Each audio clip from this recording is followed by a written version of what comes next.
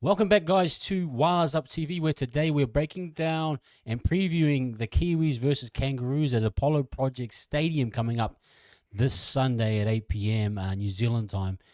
And we're going to break down the squads for you right now and give you a score prediction, hopefully at the end of it, and evaluate and see, how does the Kiwis match up? Does the Kangaroos carry on from last week, or do the Kiwis come out and do they have a chance with 10 of their starters missing in many senses? A lesser team. So before we do that, guys, please hit that like and subscribe before we get into this video for more international footy content over the next couple of weeks with Pacific Championships and England versus Samoa as well over in the UK. So great to have you here. Look, I'm just going to break down this Kiwis team. Keanu Kinney at the back. Start there firstly, actually, and say I didn't expect this. I thought they'd go Stacey working at the Warriors. You're probably thinking that He's knows CNK's game really well. He's been the fullback for the majority of the last two seasons. Stacey, as a first-time coach, maybe he sticks with the tried and true of a CNK, despite CNK's form being quite below par. But he's gone out and made a statement with the young fella Keanu Kinney.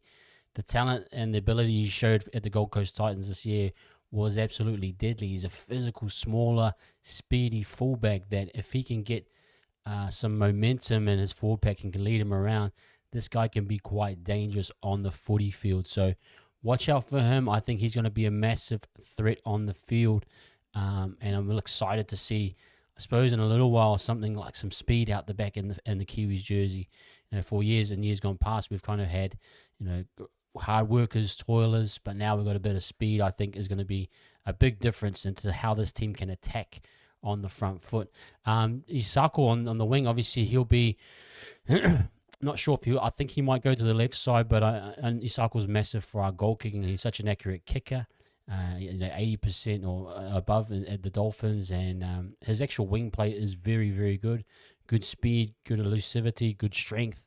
So I think he'll be great no matter how he's used, but I'm looking forward specifically to just seeing how he matches up if he goes to the left side. The difference, he's a natural right-sided player, so we'll have to see what happens there. But Tomoko as well, I imagine Tomoko might go left as well. I think Tomoko played left last year, so he's going to be massive.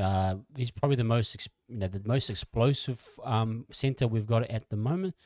He's going to be one that has to hold down that position. He's going to come up against a Travojevic. If he can use his physicality, if he can use his speed, his ability to break tackles, his ability to kind of be athletic, hopefully that can put Travojevic under a bit of pressure. Hopefully we see a bit of that strength and power game that he has come in to help the Kiwis. On the opposite side, Peter Hiku, I imagine, goes on the right side. A selection personally I didn't really see coming, and Super League players generally, at least at the Kiwis and Kangaroos level, don't get usually selected in these days. But Peter, obviously, he's had a big season. He's a veteran. We lost to Joey Manu to rugby. But I thought there's some other depth players you could probably ask. But hopefully Peter can do a job. It is another level. I'll be interested to see how he copes with that. He is a smart footy player, Peter, from what I remember him, at least at the Warriors and Manly. He can do a job, but physically, the speed of Hamish could potentially burn him if he gets caught out, and especially with a partner like Will Warbrick. He may not have that connection naturally, and we'll have to wait and see how they connect. Warbrick, should be on the right side wing, and an amazing season at the Storm. I think he'll do well. The aerial threat, the power, all those things are really, really important. So big matchup for him against Coates. His opposite Storm player will be a big physical matchup in the air. Maybe you'd like to see some crossfield bombs and both of them contesting. That will be great to see. In the halves, we didn't see this coming personally, but Chance Nickel Clockstad at 6. Why has Stace gone for him over a Cody Nikorima or even a Phoenix Crossland? I imagine that this is more of a defensive thing, trying to have a bigger body, someone in there to kind of deal with the Australian attack. But then again, Chance does have that ability to be a running half. Not to say that he will be an effective half, but he'll be a running half nonetheless. So we'll have to wait and see what happens there. But hopefully he does a great job with his combination with Sean Johnson as well. But we'll wait to see. He did a bit in Penrith. Hopefully now with Sean, we get to see a bit of that.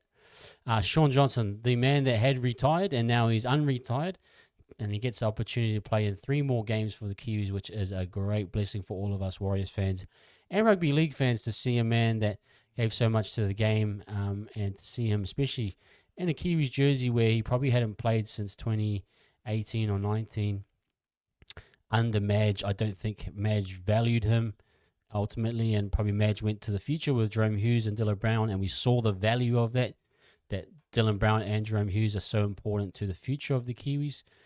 But now that Stace is in the job, that connection that Stace has with Sean and always has is starting to be called to the forefront. And Stace called him up and said, Sean, I need you to do a job for me. And Sean put his hand up for his country.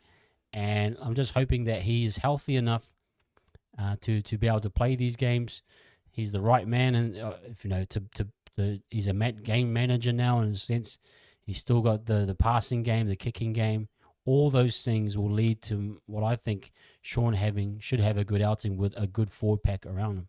So looking forward to Sean's game specifically, but hopefully he's able to steer the team around. You saw last week with Australia v Tonga that Tonga, if they just had a bit more class in their halves, a bit more structure, that they could have, put some scoreboard pressure on on the Kangaroos. But in like sense, I think Sean will be a bit more effective and a bit more smarter about how they can get over the line. But so it'd be interesting to see how that Kangaroos defense holds up with Sean pressuring them. But Fisher Harris, the captain, obviously he's been massive last series. I thought he really shone and as a captain and really took the Kiwis to another level, especially in that final. And looking forward to seeing how he manages this series without his, his main man beside him and Leota.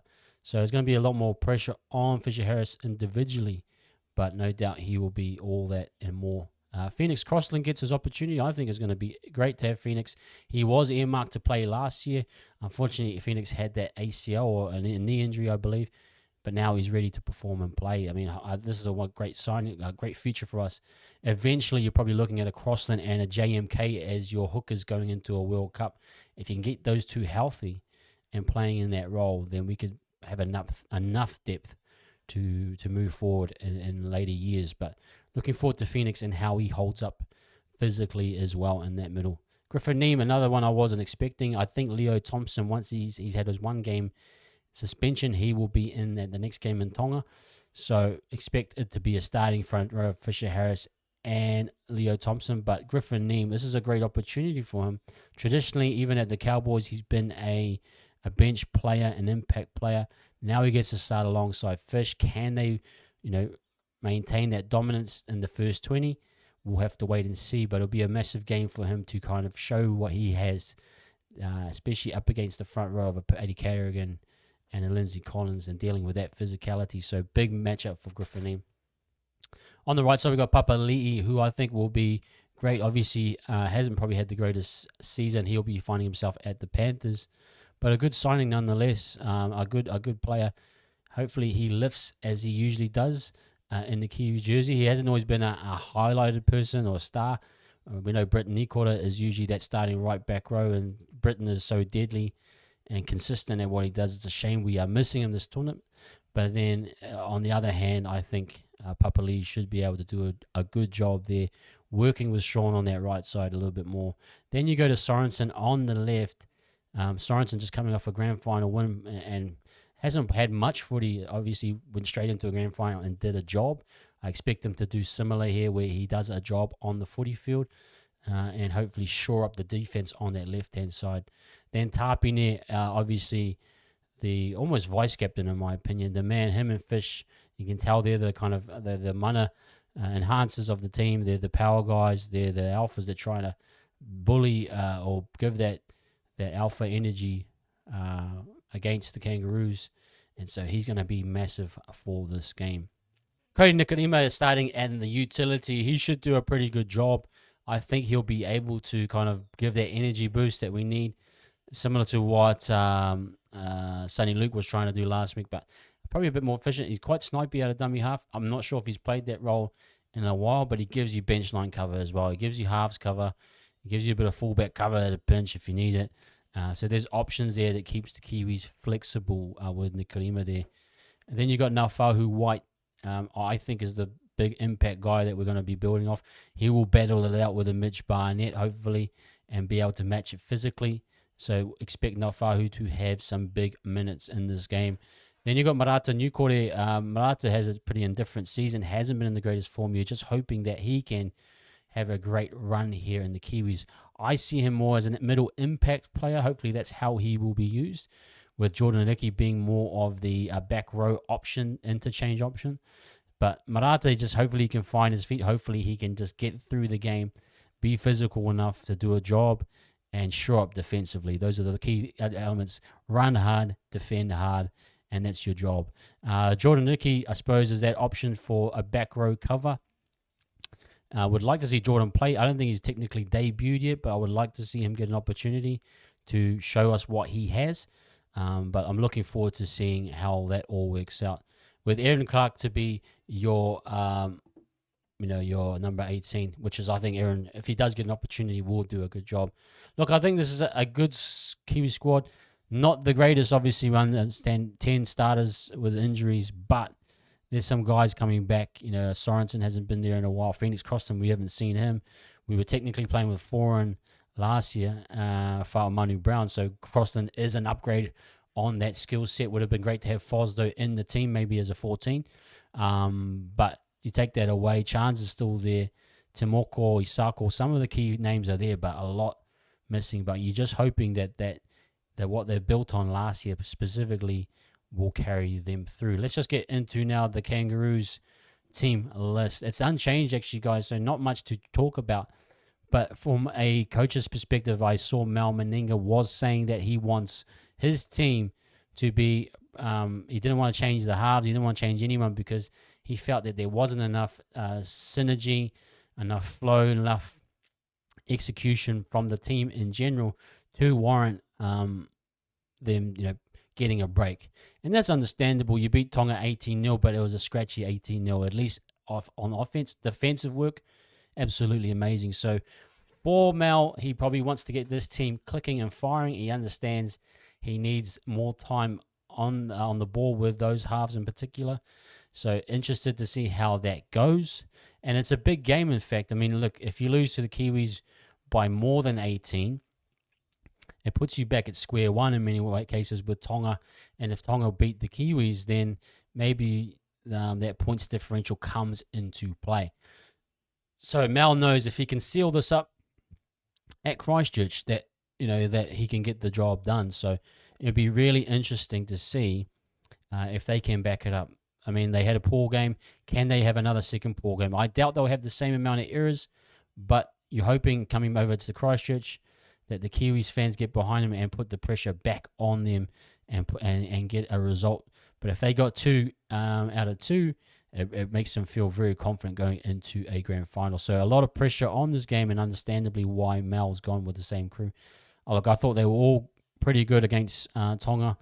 I thought Mitch Barnett off the bench was great. Their front row did their job. Their back row, particularly very defensive, and the Cameron Murray, Jose Yo was great. Dearden and Moses, yeah, they probably need time to work out their combinations. The back five are dangerous and effective, in my opinion, specifically the centers.